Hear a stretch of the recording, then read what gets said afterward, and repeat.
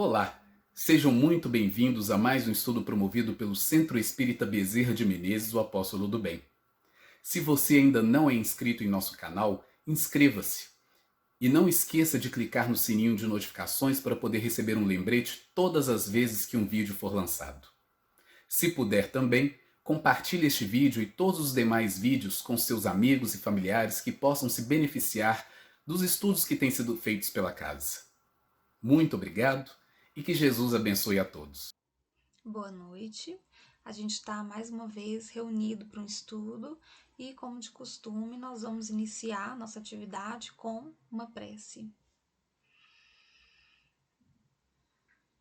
Cristo, nosso Mestre, nós agradecemos nesse momento a oportunidade de estarmos aqui, reunidos para estudar, para aprender, para refletir e meditar sobre os teus ensinamentos, sobre o teu exemplo, sobre, Senhor, a doutrina espírita, que tanto nos auxilia a evoluir, a progredir, a caminhar rumo à nossa felicidade plena.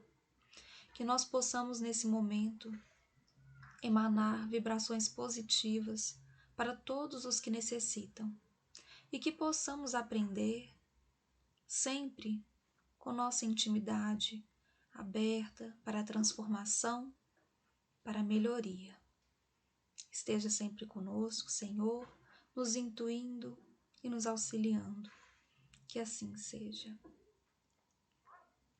Bom, o tema de hoje é inteligência humana.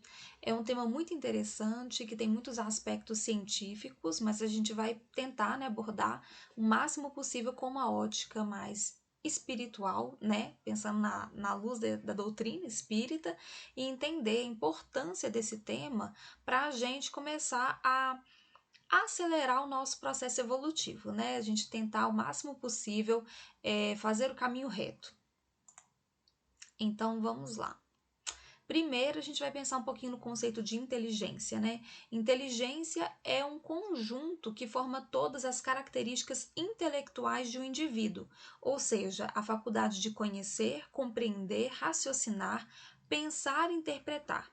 A inteligência é uma das principais distinções entre o ser humano e os outros animais. Inteligência é capacidade mental de raciocinar, planejar e resolver problemas. Então, nesse início, a gente já pode pensar que a inteligência, ela não é um conceito tão simples, ela não é um conceito fechado.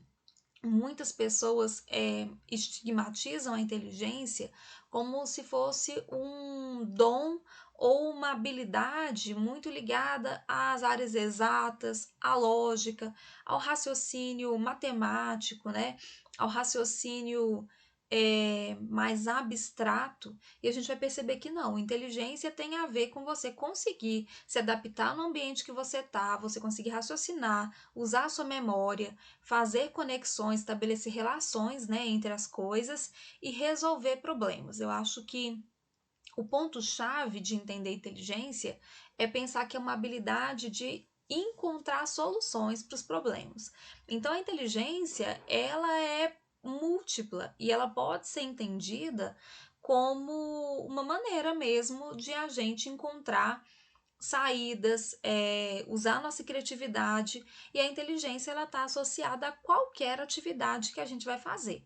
Então, se uma pessoa, por exemplo, vai preparar uma festa, ela vai ter que usar da inteligência para poder articular as diversas atividades, as diversas providências, as diversas dinâmicas de organização para poder concluir aquele evento. Então ela vai ter que pensar na quantidade de comida, na logística do espaço, em qual que é a melhor maneira de organizar, por exemplo, as entregas, a chegada de comida, ou, por exemplo, como que vai ter garçom, não vai. Então a gente vai perceber que a inteligência ela está em qualquer atividade nossa que demande encontrar solução para um problema. Então, se você tem uma situação desafiadora, seja ela no cotidiano da sua vida doméstica, seja ela no seu trabalho, seja ela na rotina da sua família, Todas as vezes que você precisa solucionar, melhorar, aprimorar qualquer coisa na sua vida, você está usando da sua inteligência, né? Então a gente vai desmistificar essa ideia do que é inteligência. A gente às vezes acha que a inteligência está muito ligada ao ambiente acadêmico, ao ambiente do estudo muito aprofundado, e não. Né? A inteligência é uma habilidade, é um conjunto todo, né, de uma ferramenta mental, intelectual, que nós usamos o tempo todo na nossa vida. Então, aqui eu coloquei algumas palavras para a gente poder entender, né, a amplitude da inteligência. Inventar, medir, comunicar, relacionar, abstrair, deduzir, intuir, comparar, planejar, resolver, perceber e por aí vai. A inteligência, ela, hoje em dia, até tem algumas teorias, como a teoria das inteligências múltiplas do Gardner, que falam que cada pessoa tem uma maneira diferente de apresentar o seu complexo de inteligência. Existem pessoas que têm uma inteligência corporal maior, existem pessoas que têm uma inteligência espacial maior, tem pessoas que têm mais facilidade com a inteligência do raciocínio lógico matemático, outras que são mais inventivas, criativas, lúdicas.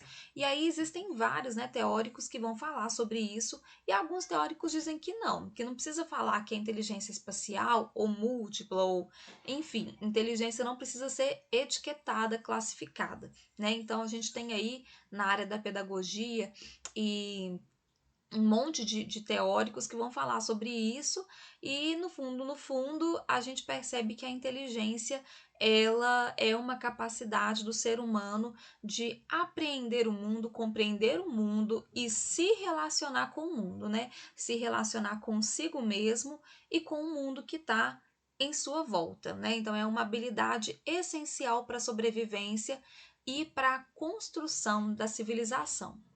E aí a gente vai fazer uma diferença entre intelecto e inteligência, porque as pessoas vão falar assim: os animais são inteligentes. Realmente os animais, eles possuem intelecto.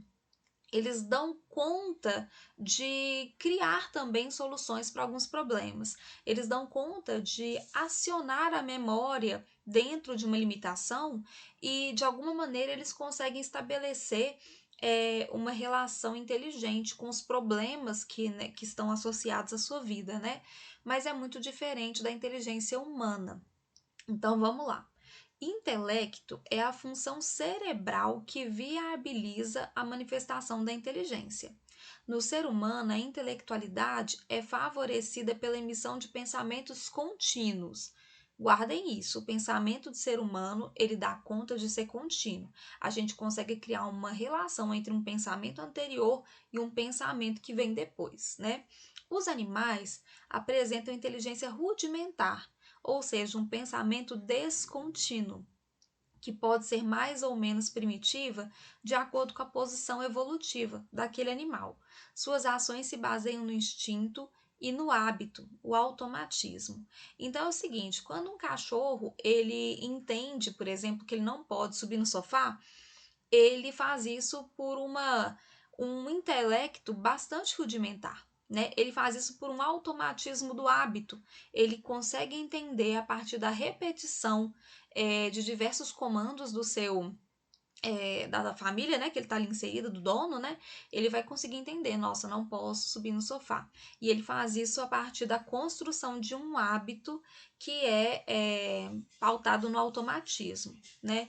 Então, ele não vai ter um pensamento contínuo de um raciocínio, por exemplo, eu não vou subir no sofá porque meu dono falou que não pode, porque o humano, né, com quem eu me relaciono, falou que não pode. Não, ele vai fazer associações muito mais rápidas e muito mais simples. Ele não vai ter esse raciocínio tão complexo.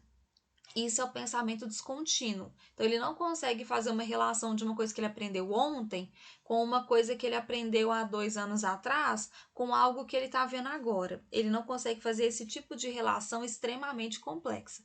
É diferente de um ser humano. O ser humano, ele consegue estabelecer relações porque ele consegue voltar na memória a todos os pensamentos que ele já construiu. né? Quando eu falo todos, eu estou dizendo assim de uma maneira geral, porque a gente sabe que a nossa memória também humana, ela é bastante limitada, ela é seletiva e a gente não dá conta de lembrar de tudo, mas a gente consegue, dentro de uma gama muito maior do que a de muitos animais, manter essa linha de pensamento contínuo, né? Então a gente vai perceber que isso é muito importante para a construção do conhecimento e para a herança cultural. Né? Se o ser humano não conseguisse ter o pensamento contínuo, seria muito difícil a gente fazer essa construção cultural, ou seja, passar de geração para geração os conhecimentos que a gente consegue construir ao longo da nossa vida, né? Então, o pensamento contínuo do ser humano é um ganho evolutivo, é uma marca na nossa trajetória de evolução intelectual. A inteligência e o intelecto evoluem de forma gradual. Né? Então, a gente sabe que a inteligência e o intelecto não foram uma construção de um dia para a noite.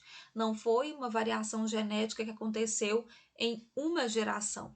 Né? Isso foi uma evolução contínua de milênios, milhares de anos, né? Para a gente poder construir essa relação mais intelectualizada, mais inventiva, mais criativa e fazendo cada vez mais conexões, estabelecendo relações entre os diferentes objetos de conhecimento cada vez mais aprofundados. A inteligência propriamente dita começa quando o ser passa a emitir pensamentos contínuos com a humanização do princípio inteligente. Mas a capacidade intelectual se desenvolve com a aquisição de conhecimento.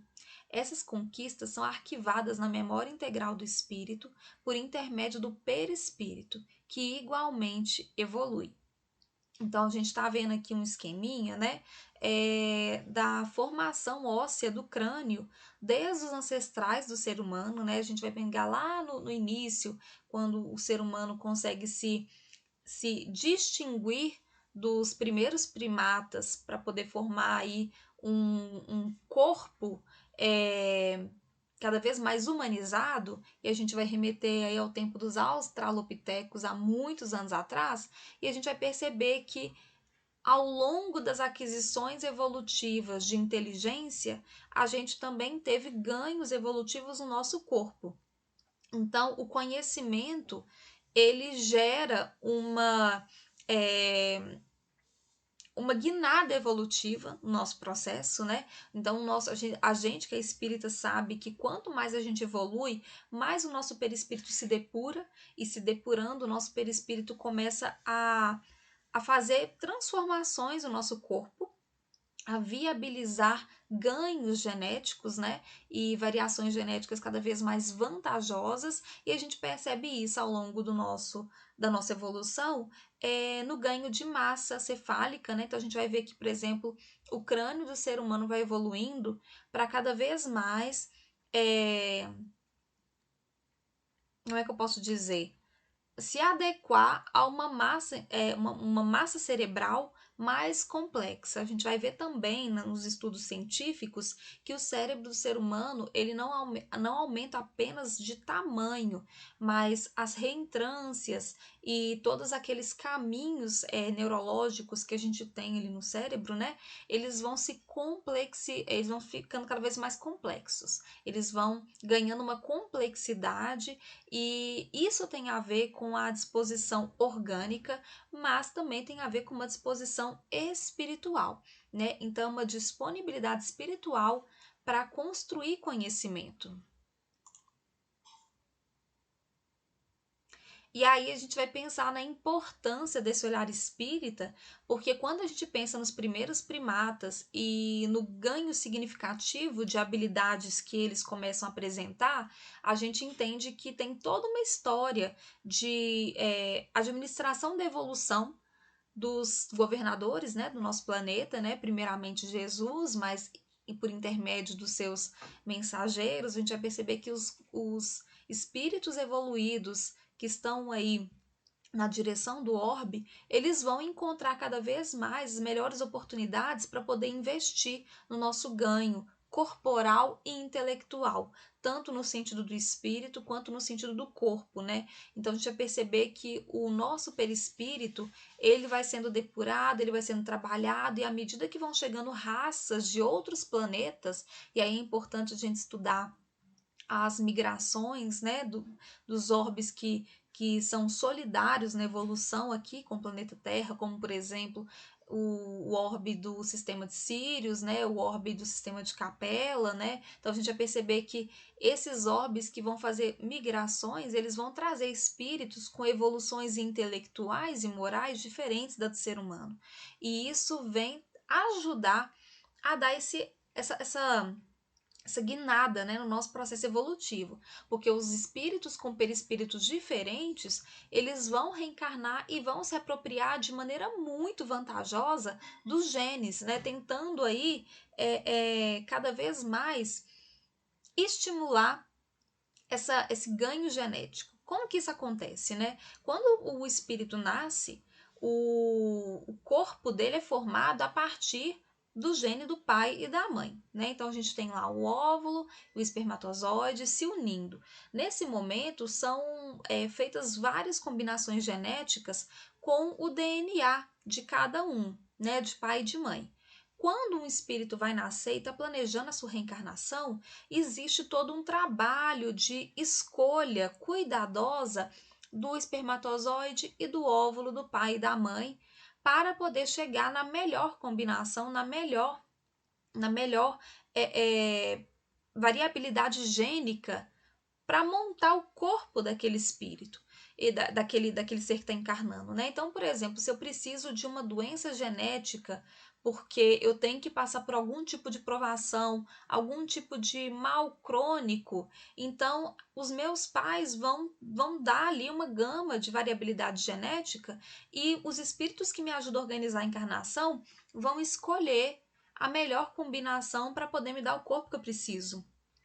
Isso, vendo ao longo de várias encarnações, a gente percebe que essa escolha de genes, ela vai se transformando cada vez mais numa maneira consciente dos espíritos que planejam, né, as encarnações do nosso planeta, os espíritos puros, eles vão usando isso de maneira consciente para poder fazer melhorias no nosso corpo, para poder adaptar o corpo do ser humano para as funções cada vez mais humanas, cada vez mais inteligentes, cada vez mais autônomas. Então a gente vai perceber que aquela variação genética que na ciência é vista como um acaso, é visto como uma coisa que aconteceu por completa obra do acaso, na verdade, são planejamentos que são estruturados e desenhados e organizados durante muitos anos por esses espíritos que são evoluídos. Então, eles vão percebendo cada vez mais a possibilidade de fazer combinações entre os parceiros, né? Entre os homens e as mulheres primitivas, eles vão percebendo, olha, aqui a gente tem uma possibilidade de fazer uma combinação genética muito vantajosa. Então, peraí, vamos fazer. E aí, ao longo dos anos, aqueles genes vão cada vez mais ganhando espaço, eles vão se fortalecendo e a espécie vai sempre evoluindo, a espécie vai ganhando cada vez mais características vantajosas. Desculpa, gente, só vou mudar aqui o computador de lugar, características cada vez mais vantajosas para a evolução e para a construção de habilidades.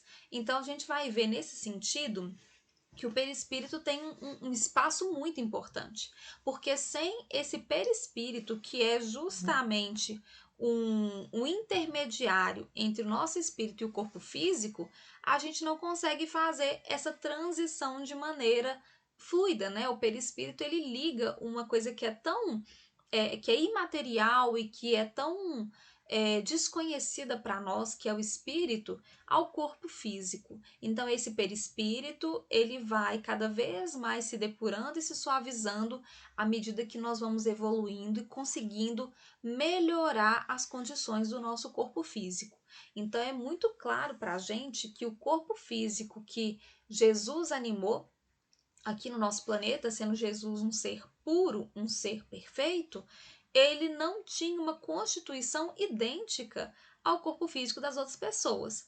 Ah, como assim? Então ele não era humano? Sim, ele era humano, mas ele era humano com características que convergiam para o grau de evolução dele. Características que poderiam ser é, nas mãos de Jesus, né, as melhores ferramentas, ferramentas mais vantajosas, as ferramentas mais apropriadas para a missão que ele ia desempenhar. Do mesmo jeito que quando eu fui nascer, eu usei da combinação genética para criar, né, para construir um corpo que fosse exatamente o que eu precisava para a minha evolução. E cada pessoa da mesma maneira. É por isso que a gente vê, por exemplo, às vezes pais que têm características muito marcantes, geneticamente falando, e às vezes o filho vem com características muito diferentes. E por quê? Porque ali naquela história genética daquele casal,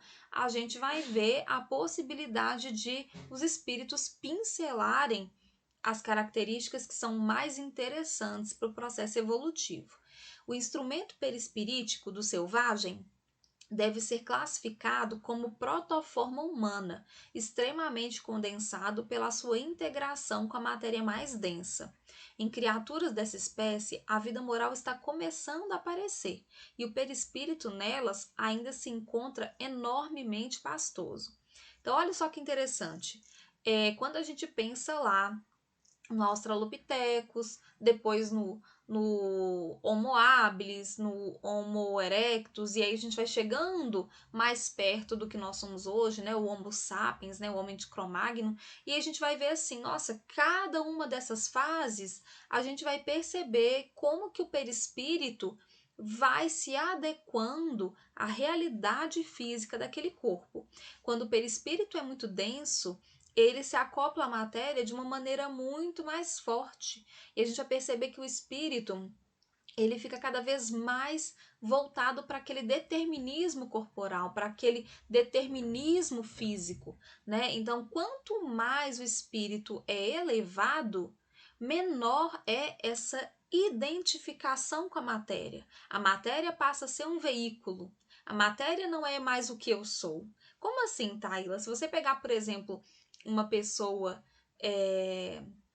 ainda nessa fase da evolução, nessa fase ancestral da evolução, ela vai ter uma identificação com a matéria que é muito forte. Ela se sente aquela matéria. Ela realmente acredita que ela é aquela matéria. À medida que a gente vai se depurando, a nossa relação com a matéria passa a ser uma relação mais instrumental. Eu tenho meu corpo, mas eu consigo entender que meu corpo é uma parte de mim. Mas eu sei que, por exemplo, eu tenho a minha mente, os meus pensamentos, os meus sentimentos, e aí a gente começa a entender a ideia de espírito, né? Eu tenho um espírito. Não, eu sou um espírito. E aí eu sou um espírito que tem o corpo. Olha como é que a gente tem um ganho evolutivo quando o ser começa a entender que ele não é mais aquele corpo. Ele consegue entender que ele é algo separado do corpo, que domina o corpo. É nessa autonomia, é nesse ganho de entendimento, esse é o pulo do gato para o ser começar a realmente utilizar o corpo como instrumento, né? Então eu acho que nós ainda, pelo menos a maior parte do planeta Terra, ainda não tem essa autonomia toda. A gente ainda se pega muitas vezes se percebendo e agindo como se fôssemos o corpo e tivéssemos um espírito. A gente normalmente se compreende primeiramente de maneira física, né? Então a gente vai ver, por exemplo, o bebê, ele vai entender primeiro o mundo na infância, né?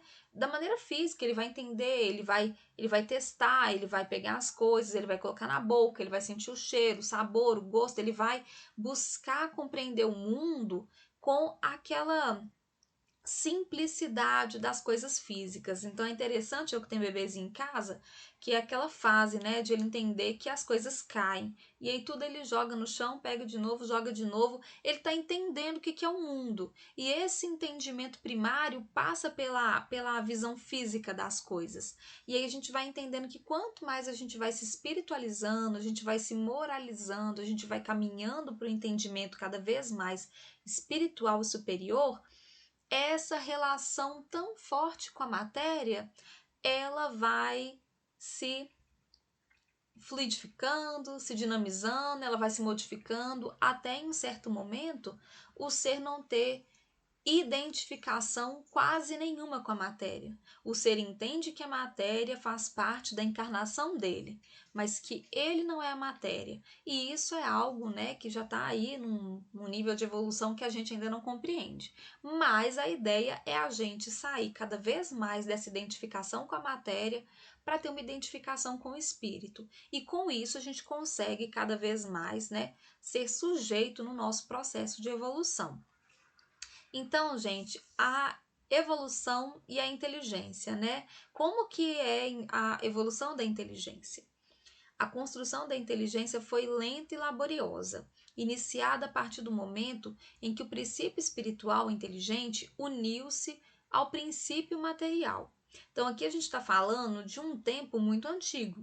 Não estamos falando nem de ser humano, estamos falando de princípio espiritual, de princípio inteligente. A gente está falando ali do momento da criação divina, quando Deus nos cria, o que para a gente ainda é uma incógnita, a gente ainda não tem, né, completa noção, a gente não tem entendimento profundo desse momento, mas quando Deus nos cria, ele nos cria como um princípio espiritual ou princípio inteligente. Então a gente consegue, unindo com a matéria, fazer os nossos primeiros ciclos de encarnação, nossos primeiros ciclos de vivência.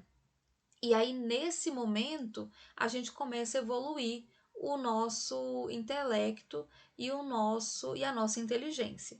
E é claro que nesse momento a inteligência é muito mais limitada, né? Então a gente tem aí um outro trecho. Na planta, a inteligência dormita, no animal sonha, só no homem acorda, conhece-se, possui-se e torna-se consciente. A partir daí, o progresso, de alguma sorte fatal, nas formas inferiores da natureza, só se pode realizar pelo acordo da vontade humana com as leis eternas. Então, olha só que interessante, né? Na planta, no animal, essa inteligência, ela não é consciente, ela não é utilizada de maneira autônoma, proativa. Eu me conheço, me entendo como um ser inteligente e eu atuo conscientemente no meu processo de aprendizado.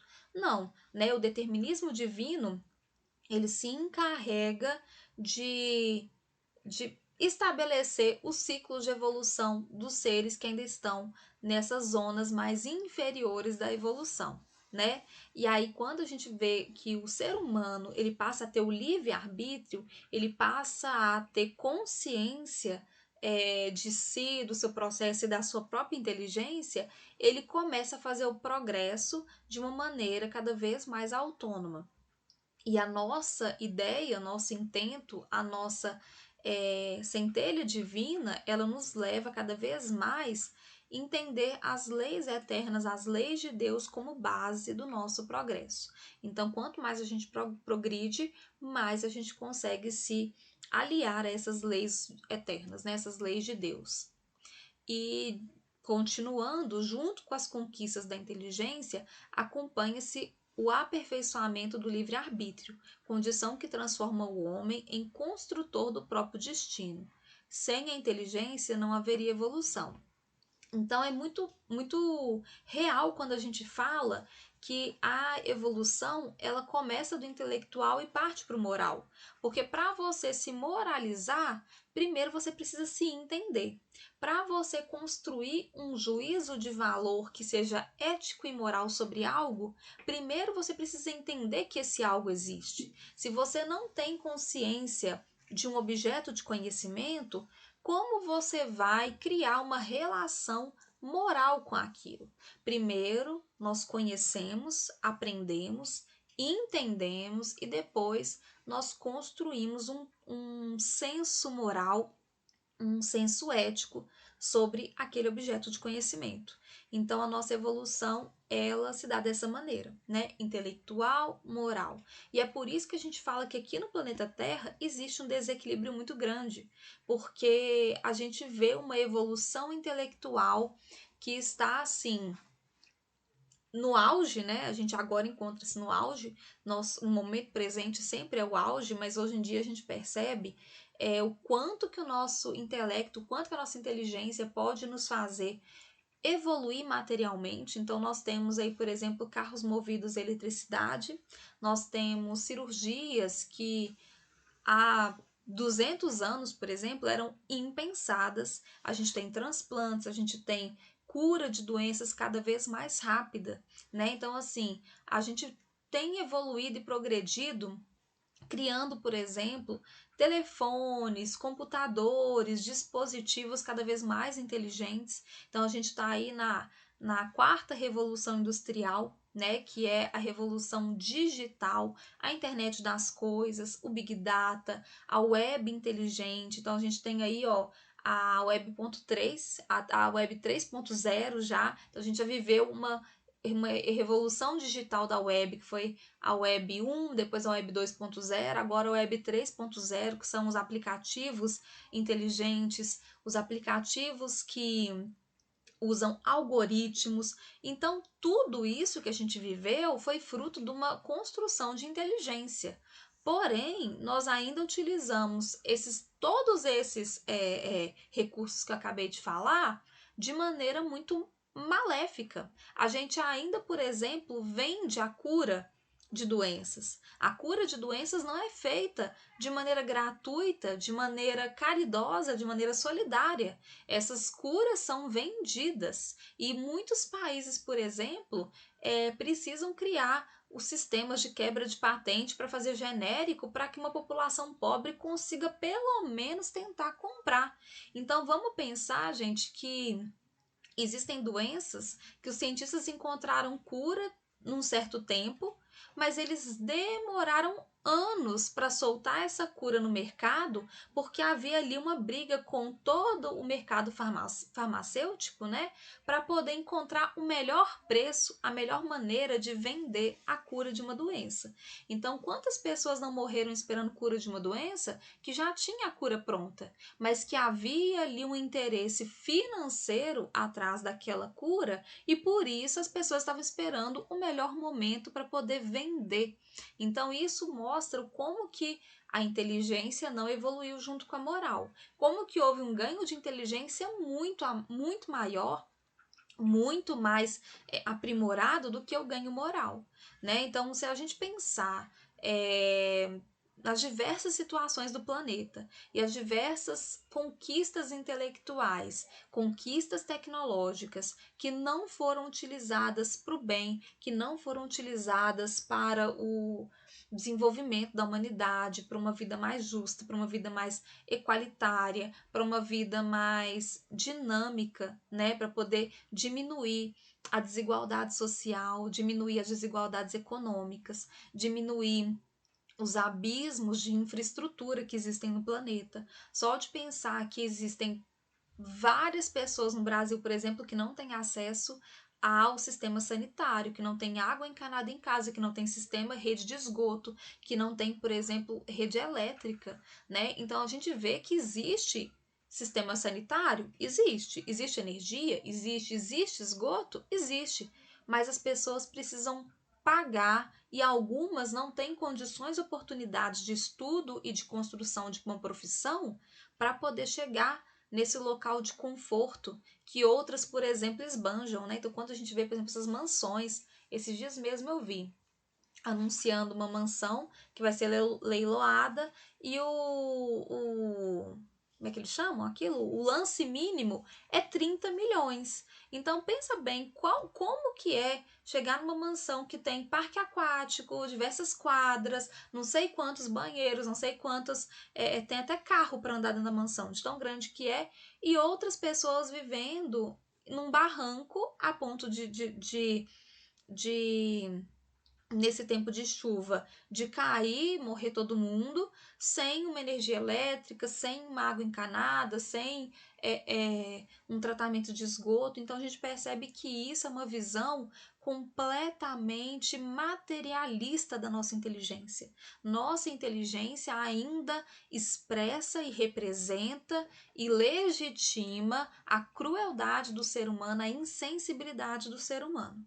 Né? Então a gente consegue ver os avanços tecnológicos, mas os avanços morais foram muito menores do que os avanços tecnológicos. Então, gente, vamos falar um pouquinho da parte científica, que é a evolução da inteligência humana, que é uma parte interessante e que nos remete aí às nossas origens, né? À nossa caminhada evolutiva. Os seres humanos pertencem ao grupo dos mamíferos chamados primatas. Derivam de uma ramificação evolutiva de um grupo de símios ocorrida cerca de 6 milhões de anos atrás, na África. Os novos hominídeos apresentavam características únicas que os distinguiam dos demais: caninos reduzidos e bipedalismo. O que é bipedalismo, né? É você ser bípede, é você andar em apenas duas patas. Ah, Taíla, mas os chimpanzés também são bípedes. Ok, os chimpanzés também têm essa característica, né? E alguns outros primatas também têm essa característica, mas a nossa característica de bipedalismo, ela vai um pouco além, porque a gente vai começar a apresentar diversas outras variedades, variações genéticas que vão ajudar com que a nossa evolução, né, para que a nossa evolução ela se aprimorasse cada vez mais.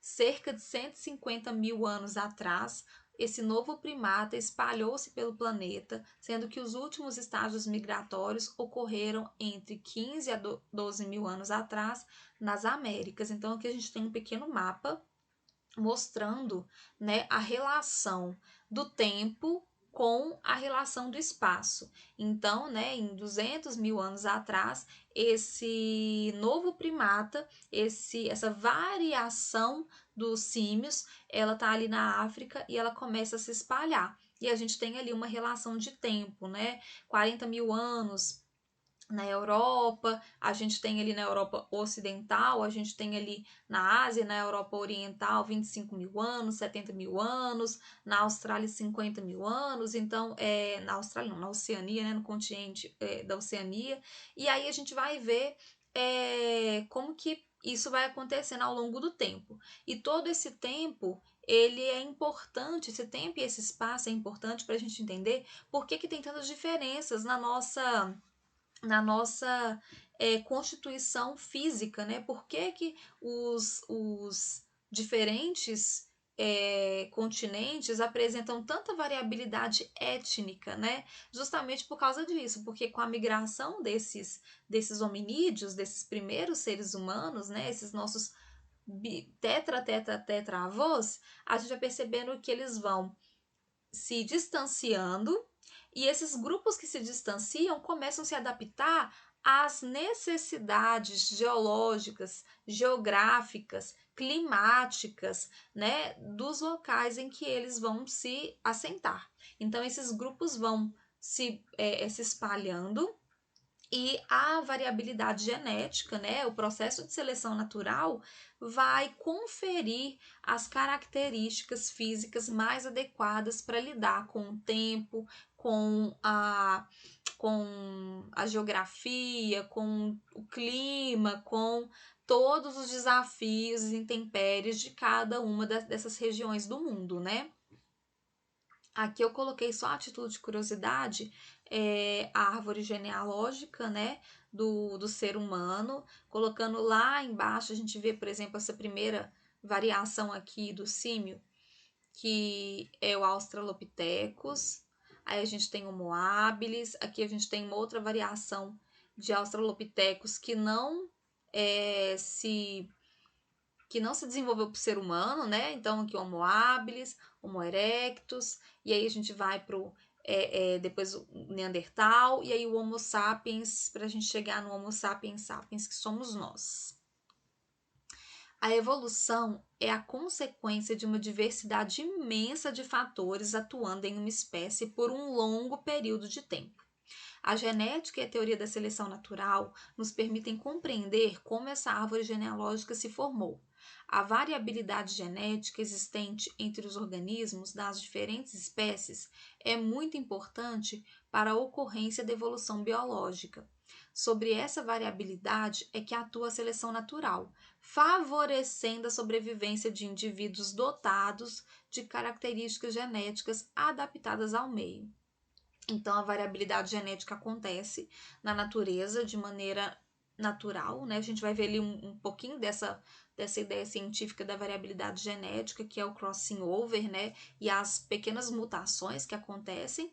E aí, a seleção natural, ela vai favorecer para que esses indivíduos cada vez mais sobrevivam e se fortaleçam. E é assim que a gente tem uma formação de árvore genealógica, assim que a gente tem a formação, por exemplo, de uma espécie e a sua constante evolução ao longo dos vários períodos, né? Milênios e milênios. Então, essa recombinação gênica, que é chamada de crossing over, ela é a responsável pelo salto evolutivo, pelos saltos evolutivos. Quando a gente fala em salto evolutivo, não é no sentido assim, nossa, um salto evolutivo enorme, mas é um ganho significativo de característica variável, né, que vai ser muito vantajosa.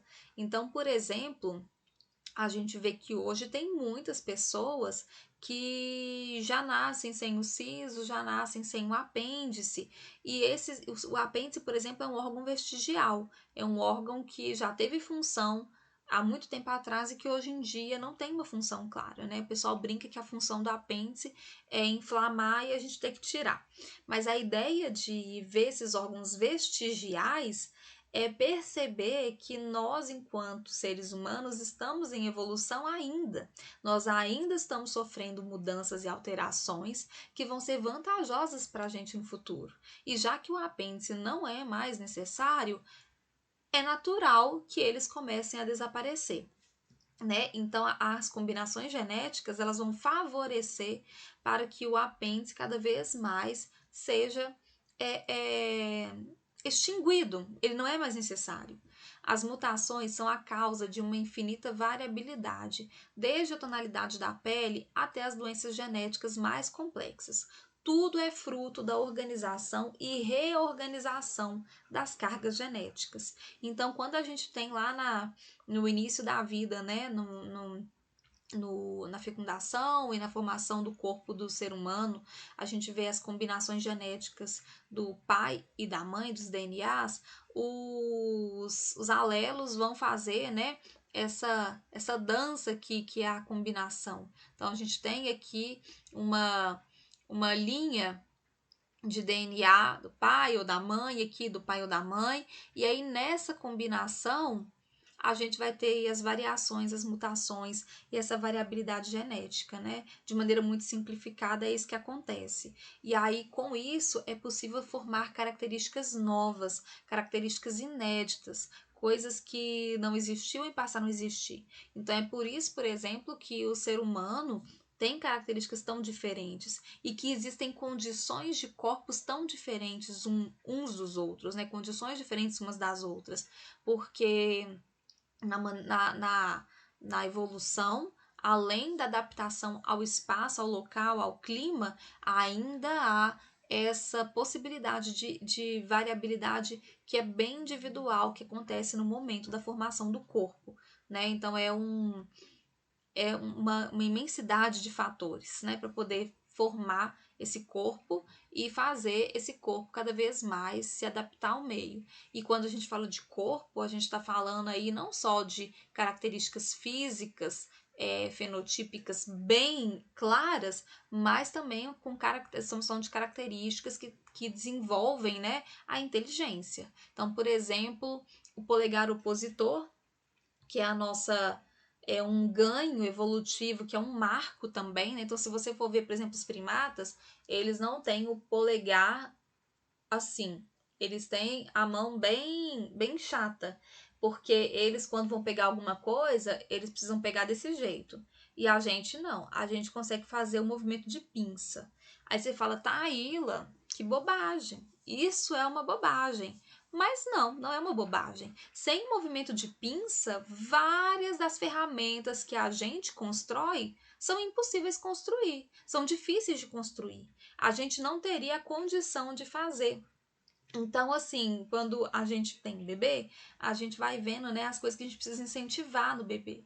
E aí eu imprimi aquelas cartilhas, né, que falam dos ganhos significativos, né, e fui acompanhando da minha bebê. E chegou uma certa idade que eu tô tentando lembrar, mas eu acho que é por volta de 6 meses que a gente tem que ver se o bebê já tá começando a tentar fazer o movimento de pinça. E você tem que incentivar, dando coisas pequenas, né? E é claro, ficando perto, porque senão ele pode pegar e colocar na boca, e enfim.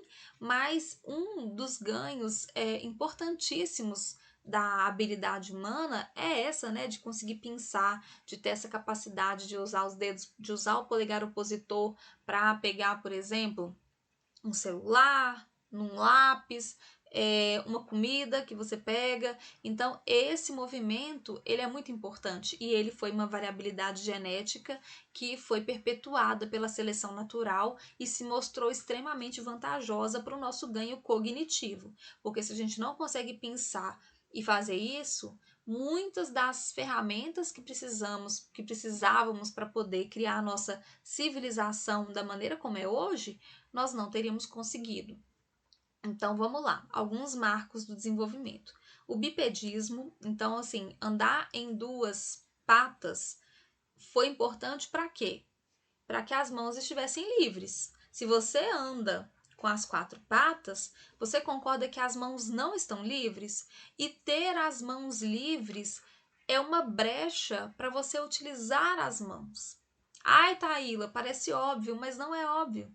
Não é óbvio. Pensa no seu cachorro. O seu cachorro anda em 4 patas e ele, para poder conseguir fazer algo com uma pata, ele precisa estar se equilibrando em só 2 patas. Isso, para ele, depois de um tempo de treino, pode ser fácil, mas isso não favorece com que ele use essas 2 patas que estão ali da dianteira, né, as 2 patas dianteiras, para poder criar novas coisas. Então é muito interessante perceber que são coisas que para nós são tão naturais e tão óbvias que a gente não percebe quanto que isso é uma revolução.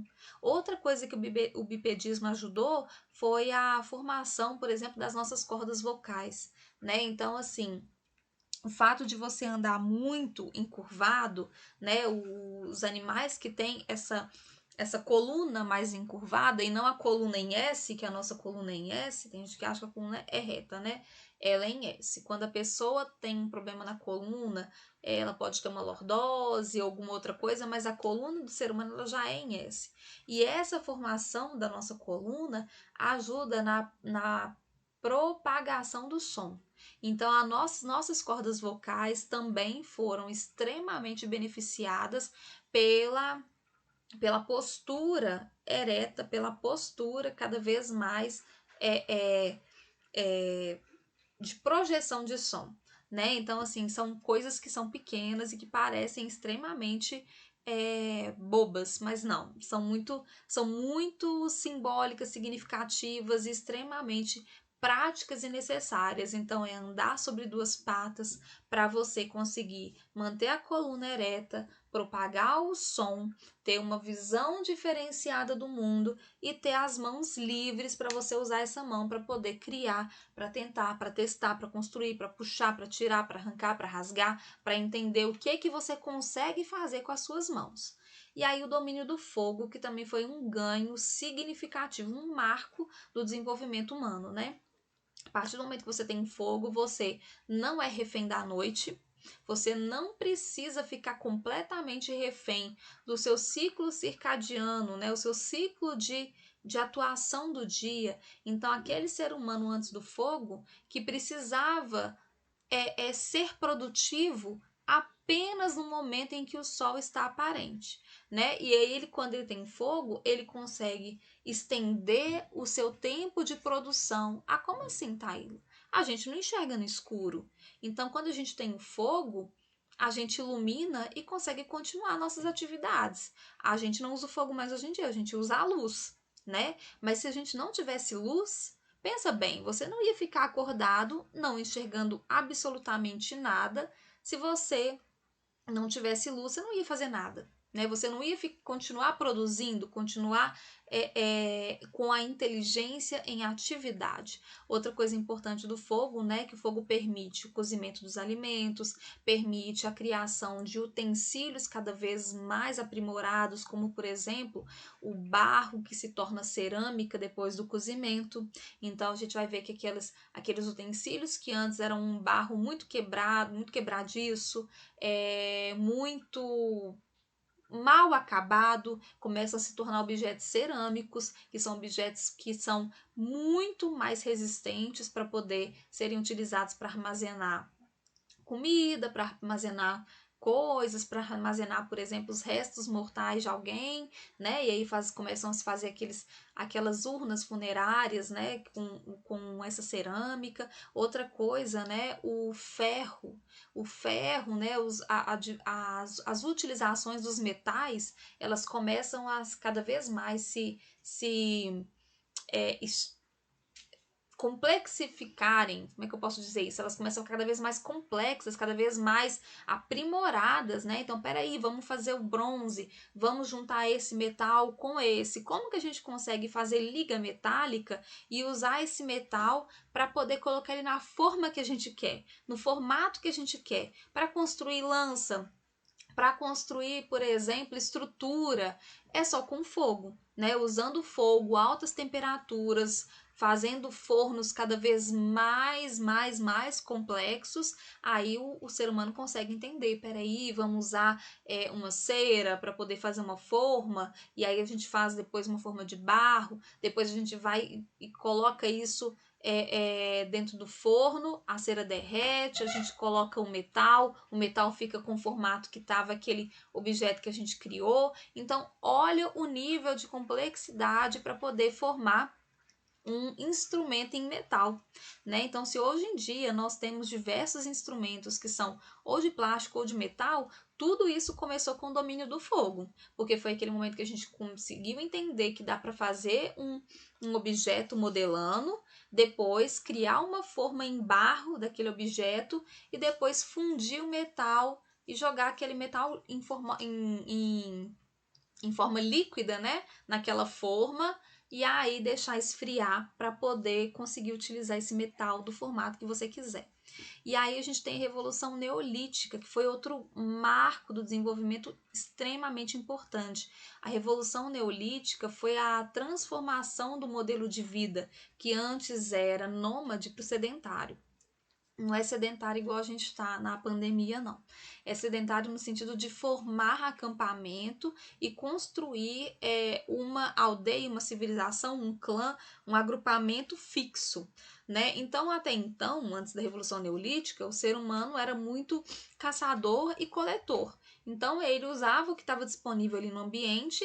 Quando o recurso começa a ficar escasso ou quando o clima começa a ficar ruim, ele migra e procura um novo ambiente que seja mais favorável para a sobrevivência. Com a Revolução Neolítica, o ser humano começa a criar casas, infraestrutura, domesticar os animais, ele começa a cultivar o próprio alimento, inclusive fazendo variação genética dos alimentos que ele encontra na vida selvagem, né? Então, se você vê, por exemplo, os alimentos que hoje em dia a gente está muito acostumado, como o milho, como a batata, a cenoura, esses alimentos não eram do jeito que eles são hoje. Esses alimentos eles eram totalmente diferentes e o ser humano foi colhendo esses alimentos, foi fazendo cada vez mais a mutação genética desses alimentos, né, fazendo cruzamento entre os melhores alimentos para a gente chegar a ter os alimentos que são hoje os nossos alimentos domesticados, geneticamente falando.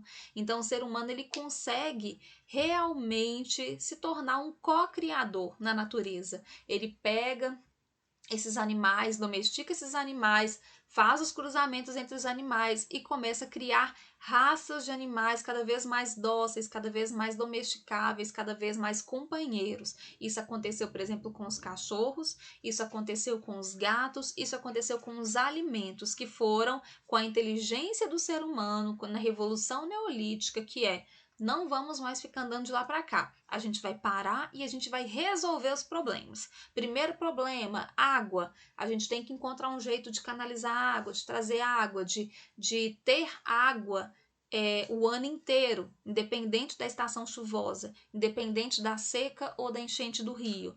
Então, todos esses problemas foram sendo resolvidos com as nossas capacidades manuais, intelectuais, né? E aí a gente vem para um outro ganho que é um marco de inteligência humana, que é a linguagem, né? A linguagem, ela é essencial, ela é primordial para a nossa relação com o mundo, com nós mesmos e com o outro. Então a linguagem, ela começa com tanto as expressões gestuais, né, as expressões faciais, as expressões orais, que no início eram grunhidos, eram barulhos, né, não eram uma fala bem concretizada, mas depois a gente começa a usar da linguagem também pictórica nas paredes, a gente começa a usar essas linguagens para simbolizar e transformar aqueles barulhos em ideias. Então, o barulho ar vai significar ar, né? O barulho fogo vai significar o fogo. E aí a gente vai começar a fazer essas conexões. Pinta na caverna, faz o barulho, faz uma mímica, todo mundo entende. Esse barulho significa isso. E aí, a partir da construção da linguagem oral, vem a construção da linguagem escrita, né, que é outro ganho do desenvolvimento humano, extremamente importante, porque a partir da escrita a gente começa a sistematizar o saber e a gente começa a deixar a herança do saber para uma próxima geração. Se essa geração tiver acesso ao código da linguagem, ou seja, se essa geração for alfabetizada, for letrada, for instruída para conseguir decodificar a escrita, essa geração não vai precisar começar do zero. Não vai precisar fazer todos os experimentos que eu fiz. Essa geração vai pegar o conhecimento pronto e vai poder dali continuar o processo. Então, olha como que a gente evoluiu ao longo do tempo, e todas essas evoluções foram uma combinação de inteligência com evolução física. A linguagem dependeu muito da evolução das cordas vocais, né? O domínio do fogo, a habilidade manual dependeu do polegar opositor, do bipedismo, dependeu da nova visão do ser humano. Então, assim, a gente percebe o quanto que a evolução da inteligência está associada à evolução da própria espécie, né? E aprendizagem e inteligência, porque aqui a gente está falando de inteligência num sentido muito amplo, né, da história do ser humano, da história do ser humano no planeta Terra. Mas e a aprendizagem no sentido mais individual, na sua vida, no seu dia a dia? A aprendizagem humana pode ser entendida de forma geral como a aquisição de novos conhecimentos pelo desenvolvimento de competências que resultam na mudança de comportamentos. Então, olha só que interessante, né? Aprender significa transformar, significa mudar, significa acumular algumas coisas na memória, mas também ressignificar aquele conhecimento na sua vida. Então, eu falava muito com os meus alunos que o conhecimento aprendido é aquele conhecimento que nos afeta, né? A palavra afetar, que também dá origem aí para a ideia de afetivo, né? Então, olha só, quando um conhecimento ele nos afeta, ele nos impacta, ele se envolve na nossa intimidade com o nosso próprio ser, ele passa a ser apreendido, ele passa a fazer parte da nossa relação com o mundo e ele muda a nossa relação conosco mesmos e com o mundo, a nossa maneira de agir, a nossa maneira de sentir. Então é muito importante pensar que o aprendizado ele é um fenômeno afetivo, ele é um fenômeno de envolvimento, ele não é um fenômeno simplesmente intelectual, ele não é um fenômeno do racional especificamente. As pessoas tendem a achar que aprender é raciocinar, é só lógica, mas não, aprender também é se envolver, se permitir sentir aquele conhecimento. O conhecimento que afeta a nossa realidade é aquele conhecimento que dialoga com as fibras mais íntimas do nosso ser, é ele que vai transformar o nosso comportamento. Por isso que a gente fala que a gente lê o evangelho. E por que depois de ler, a gente não está fazendo? Porque não é só teoria, não é só memorizar, é deixar que aquele conhecimento seja aprendido de maneira real, que ele transforme o nosso comportamento. E isso exige de nós disciplina, perseverança, persistência, capacidade de abstração, autoobservação e uma noção ampla de nós mesmos e do mundo. Então, por isso que é tão difícil, porque não é só ler e entender as palavras, é ler e se deixar afetar por aquelas palavras, de maneira muito subjetiva, de maneira muito intrínseca, de maneira muito íntima, né? Então, por isso que Jesus fala, é entrar para a sua casa, na sua intimidade e orar. Porque a oração, se ela é só falada, se ela não está na intimidade, ela não é sentida. Do mesmo jeito, o conhecimento também. Ele não pode ser só falado, escutado, lido. Ele tem que ser sentido, né? Essa que é a nossa, esse que é o nosso desafio, essa que é a grande questão. A aprendizagem provoca transformação qualitativa na estrutura mental, né? No nosso intelecto e na nossa inteligência. E aí a gente vai perceber que essa transformação ela vai possibilitar que novas transformações aconteçam. Por isso que é tão importante não ter a preguiça mental de refletir, de aprender, de conhecer. Por isso que é tão importante não ter preguiça de conhecer sobre temas que talvez você nem goste muito. Eu lembro uma vez que o Raniel me chamou para um congresso e era um congresso sobre aço inox. E aí eu ouvi assim, congresso sobre aço inox e fiquei, gente, o que eu vou fazer num congresso sobre aço inox? Porque eu pensei primeiro que eles iam falar muito das estruturas físicas do aço inox, o aço inoxidável, e era um congresso que ia acontecer na engenharia, e aí veio todo aquele meu preconceito. Ai meu Deus, o pessoal vai falar de química, vai falar de fórmula, vai falar de coisa e vai ser chato. E aí eu fui nesse congresso de aço inox e ele mudou minha vida. Por que mudou minha vida? Porque quando eu ouvi as pessoas falando das implicações sustentáveis, ecológicas, ambientais e até sociais do uso do aço inoxidável, de como que foi chegar até a conclusão dessa maneira de manipular o aço inoxidável e tudo mais, eu vi que ali havia uma paixão, que havia objetivo que não era só a lógica, a física, as fórmulas. Eles falaram de fórmulas, eles falaram de química, eles falaram de atrito e de várias coisas, mas eu lembro perfeitamente de eu ver no olho daqueles palestrantes aquela vontade de mudar o mundo, aquela vontade de contribuir com aquela tecnologia, com aquelas técnicas, com aquele conhecimento, contribuir para uma melhora significativa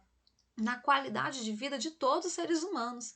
E aí, quando eu ouvi, eu falei, gente, eu nunca imaginei que um congresso de aço inox ia mexer tanto comigo, ia me provocar tantas reflexões, ia me fazer olhar para o mundo de uma maneira diferente, falar, nossa, esse material aqui, ele impacta tanto na natureza, nossa, isso aqui não é reciclável, nossa, isso aqui não é reutilizável, nossa, se isso aqui fosse feito de tal material, seria mais fácil de resolver, tananã, tananã, tananina. Então, assim, aquele congresso me mostrou que os materiais que a gente usa, olhar para eles com cuidado, entender a fórmula química deles, não era só uma questão de aprendizado intelectual. era uma maneira da gente ver a maneira como a gente vê o mundo, era uma maneira de mudar a forma que a gente vê o mundo. Era uma maneira de instigar o nosso olhar crítico, o nosso olhar cuidadoso para com o mundo. Então foi muito interessante porque eu saí transformada no sentido de eu não vou mais ter preguiça de aprender coisas de outras áreas, porque são conhecimentos que podem me transformar, como aquele congresso me transformou, né? No homem se observa a vontade ou intenção de aprender, persistente dinamismo pela busca de novas informações, criatividade na utilização dos métodos que aprimoram o conhecimento. Então vamos lá. Para aprender, tem que ter vontade de aprender. Então, se o aluno vai para a sala de aula pensando, ai meu Deus, eu estou aqui obrigado porque existe uma lei que toda criança e adolescente tem que estar na escola, a chance dele aprender é muito pequena, porque para aprender tem que ter vontade, porque a gente está mudando a estrutura interna nossa, e mudar a estrutura interna nossa não é fácil, não é prazeroso. Mudar a estrutura interna nossa significa abrir mão de algo que você já construiu e abrir espaço para uma nova construção. Significa muitas vezes rever conceitos que eram fundamentais na sua vida e ter que abrir mão de coisas que você achava que faziam parte essencialmente do seu ser.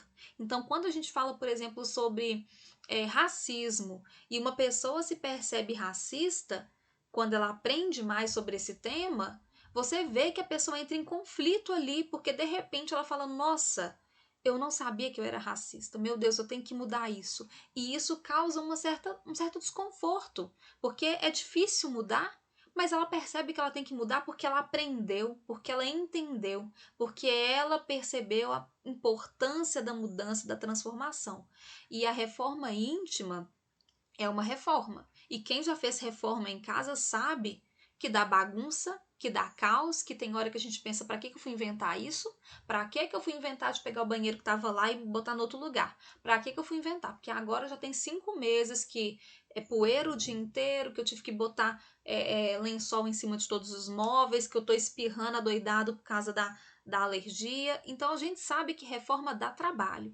Então aprender também dá trabalho. Usar a nossa inteligência também dá trabalho, né? Então a gente precisa de persistência, vontade e criatividade, né? Então a criatividade tem muito a ver com a gente realmente soltar o nosso potencial criador.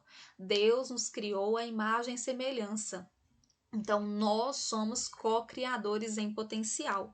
E ver a gente mesmo com esse poder de manipulação da matéria, de manipulação da nossa realidade, de intervenção no mundo, mostra que a gente tem uma responsabilidade imensa como filhos de Deus de usar a nossa inteligência de maneira ética, solidária, cristã, de uma maneira positiva, né?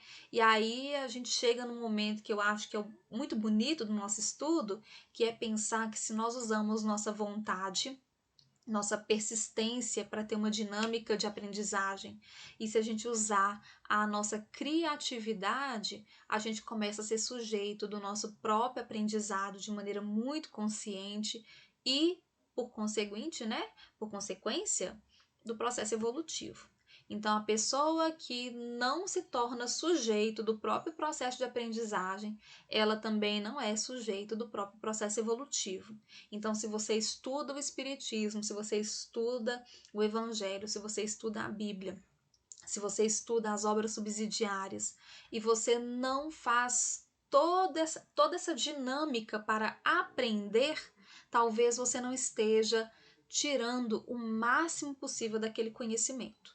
Então, não é saber de cor qual que é o que a questão 822 está falando.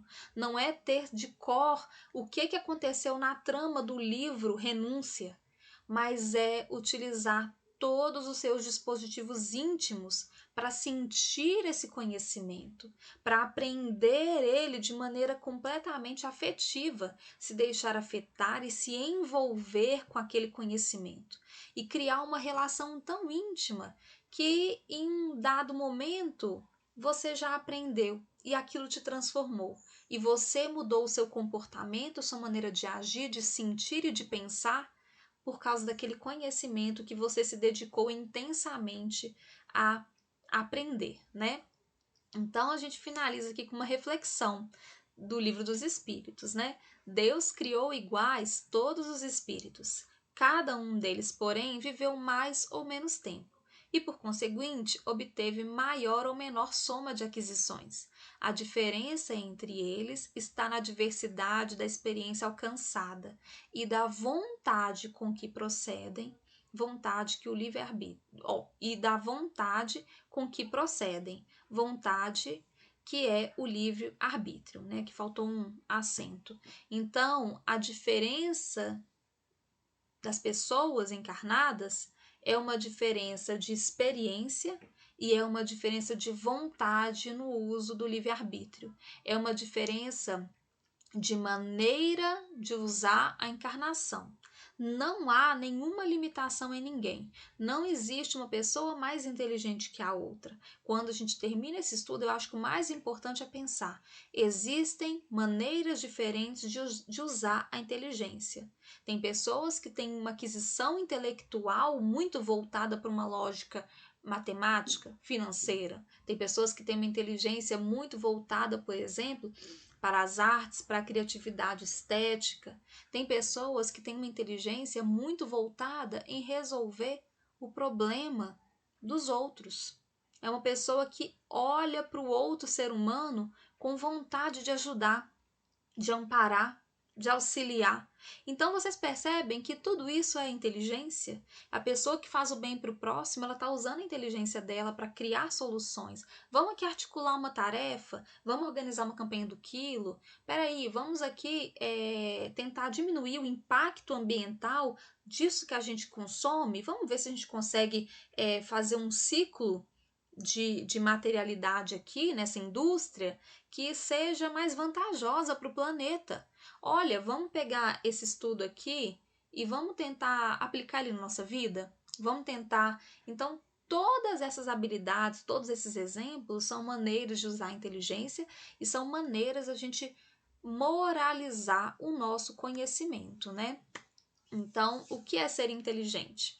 Os indivíduos diferem na habilidade de entender ideias complexas, de se adaptarem com eficácia ao ambiente, de aprenderem com a experiência, de se engajarem nas formas de raciocínio, de superarem obstáculos diante do pensamento, né?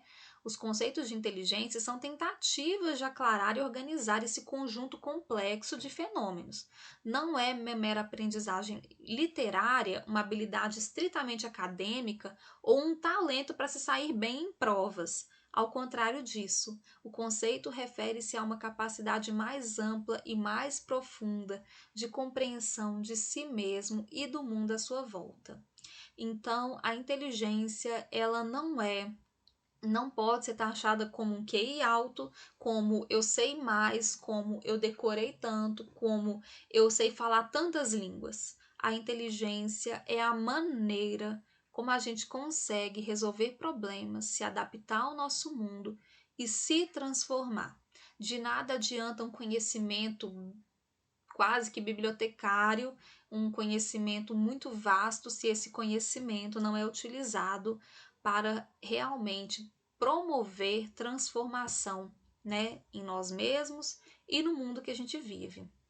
Aí a gente pensa naquela frase: espíritas, amai-vos e instruí-vos. Eu vou deixar aqui para vocês a referência bibliográfica, né? Eu espero que vocês tenham gostado do estudo. É um estudo que me fala lá no fundo da alma, porque sou professora, então já estudei muitos teóricos do aprendizado, né? Piaget e Paulo Freire, e enfim, vários teóricos que falam sobre a importância da, da nossa aprendizagem, do nosso processo, de como que o professor deve ajudar o aluno a encontrar o objeto do conhecimento, mas ainda assim a gente sabe que o professor por excelência é Jesus. Ele é o mestre por excelência, ele é o nosso maior guia, modelo e professor, e é muito importante a gente voltar o nosso olhar para essa temática e entender como que nós realmente aprendemos. É observar, se conhecer e cada vez mais a gente alavancar o nosso processo evolutivo, atuando de maneira consciente no nosso aprendizado. Né? O evangelho bem aprendido é o evangelho vivido, vivenciado. E tá aí o nosso desafio, né? Espero que a gente possa refletir mais sobre isso. Eu agradeço a atenção de todos. Vou fazer a prece para a gente finalizar o nosso estudo. Amado Mestre Jesus, muito obrigada por essa oportunidade de refletirmos, de pensarmos, de usarmos nossa inteligência para aprender mais sobre Ti, para aprender mais sobre nós mesmos, para aprender mais sobre a doutrina espírita. Que todo esse conhecimento que aqui esteve presente possa adentrar em nosso ser, possa fazer morada em nossos corações e que nós possamos nos transformar a partir do conhecimento. Que possamos cada vez mais aprender a usar o conhecimento para o nosso benefício, para o benefício do próximo, para o benefício da humanidade como um todo. Que o Senhor Jesus abençoe nossa inteligência, que abençoe nossa estrutura corporal, que abençoe também, Senhor, as nossas sinceras intenções de melhora, para que nós possamos fazer uma caminhada evolutiva cada vez mais segura, concisa, consciente. Que os espíritos amigos estejam em cada lar aqui representado, auxiliando-nos. Assim seja. Eu agradeço a atenção de todos e espero vê-los em breve no próximo estudo.